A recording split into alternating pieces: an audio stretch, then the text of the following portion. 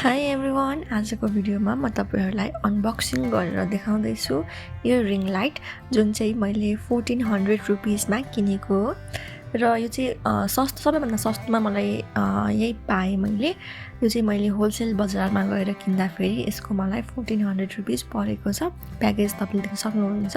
यसमा चाहिँ तीन थरीको लाइट्स बल्छ। एउटा चाहिँ ब्राइट भयो, ब्राइट व्हाइट लाइट, अर्को चाहिँ अलि ब्लू टोनको लाइट छ, अर्को चाहिँ येलो टोनको लाइट छ है, डिफ्युज भएर आउने खालको लाइट छ र यसमा ट्राइपड सहित आउँछ।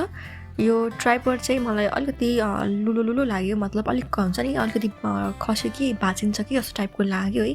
त्यति धेरै स्ट्रङ छ जस्तो चाहिँ लागेन। हुन त अब कम प्राइसमा धेरै स्ट्रङ त एक्सपेक्ट गर्न पनि सकिँदैन। त्यही पनि अब यहाँ म अर्को लाइटको बक्स खोलेर देखाउँदैछु हजुरहरूलाई।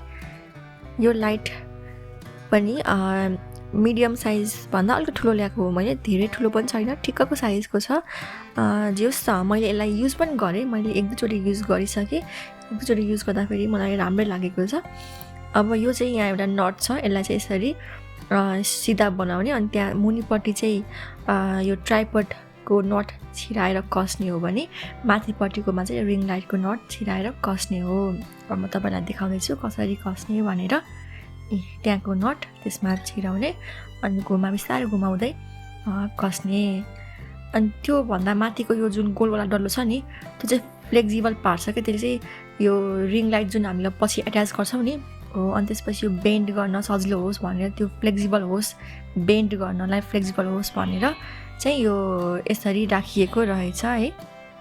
अब सबै नटहरू मैले राम्रोसँग कसिसकेको छु। ल हेर्नुहोस्, त्यसलाई टाइट पनि गर्न मिल्छ, टाइट गराए पनि त्यहीँ बस्छ। अनि हल्का अब आफूलाई कतिको हाइटसम्म चाहिन्छ, कतिको फ्लेक्सिबल चाहिन्छ होइन, त्यो हिसाबमा राखेर यसलाई नट टाइट गर्न सक्नुहुन्छ। अब त्यो वाला माथिको उसमा मैले यो रिङ लाइट कस्दैछु। बिस्तारै घुमाउँदै गर्नु होला, अलिक नाजुक छ है। फेरि अब सस्तो भयो भन्दैमा होइन, फुटाइहाल्नु पनि भएन नि त, खसाइहाल्नु भएन, फुटाइहाल्नु भएन होइन। हुन्छ जान कसले फुटाउँछ र, त्यही पनि जति सक्दो केयरफुल भएकै राम्रो हो यो यस्तो यो कुराहरूमा चाहिँ। ल मेरो यो सेटअप भयो। अब म ट्राइपडको स्ट्यान्डलाई गर्छु है, त्यो माथिको हल्का पुल गर्ने, मासतिर तान्ने अनि तलतिर तान्ने है। एउटा हातले मासतिर तान्ने, अर्को हातले तलतिर तान्यो भने चाहिँ यो यसरी सेटअप बन्छ। र हेर्न सक्नुहुन्छ त्यहाँनिर तीनटा स्विच दिएको छ, एउटा चारवटा स्विच छ त्यहाँनिर। चारवटामा चाहिँ यसरी चार्जर प्लग गरिसकेपछि चारवटामा थिच्ने, अन अफ गऱ्यो भने त अब अन अफ भइहाल्छ। अर्को भनेको ब्राइटनेस कम घट गराउने पनि छ, र बिचको जुन छ यो बिचकोले चाहिँ यो लाइट्सहरूलाई चेन्ज गराउनेवाला छ। तीन थरीको लाइट्स छ, मैले अगाडि भनिसकेको छु। तीन थरीको लाइट्स, एउटा एकदम ब्राइटवाला छ, अर्को अलिकति ब्लू टोनको छ, थोरै ब्लू टोनको टाइपको छ, र अर्को चाहिँ येलो टोन टाइपको छ है। लाइट्सहरू एकदम राम्रो छ, डिफ्युज भएर आउँछ, त्यस्तो धेरै टाढासम्म त यसले भ्याउँदैन होइन, अलिक क्लोजअपसम्म चाहिँ भ्याउँछ यसले। र अब मलाई चाहिँ यो राम्रो लागेको छ। अब म तपाईहरुलाई चाहिँ यसमा मोबाइल कसरी राख्ने भनेर देखाउँछु। यसमा यो बिचमा यो रिङ लाइटको बिचमा जुन यो छ हो, त्यसलाई चाहिँ यो मोबाइल होल्डर भनिन्छ। त्यसलाई चाहिँ त्यो तन्किन्छ क्या, यसरी तान्यो भने स्ट्रेचीवाला छ, तन्किन्छ। त्यहाँनिर मोबाइल यसरी तपाईहरुले राख्न सक्नुहुन्छ, सिधा पारेर राख्न सक्नुहुन्छ होइन।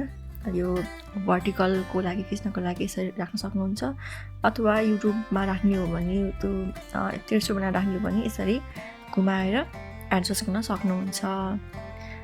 र यो रिङ लाइट मलाई अहिलेसम्मको लागि राम्रै लागिरहेको छ, अलिक नाजुक छ तर राम्रो छ। र यस्तै अनबक्सिङ भिडियो अझै हेर्न चाहनुहुन्छ भने please like this video and comment गर्नुहोला। Thank you so much for watching, by.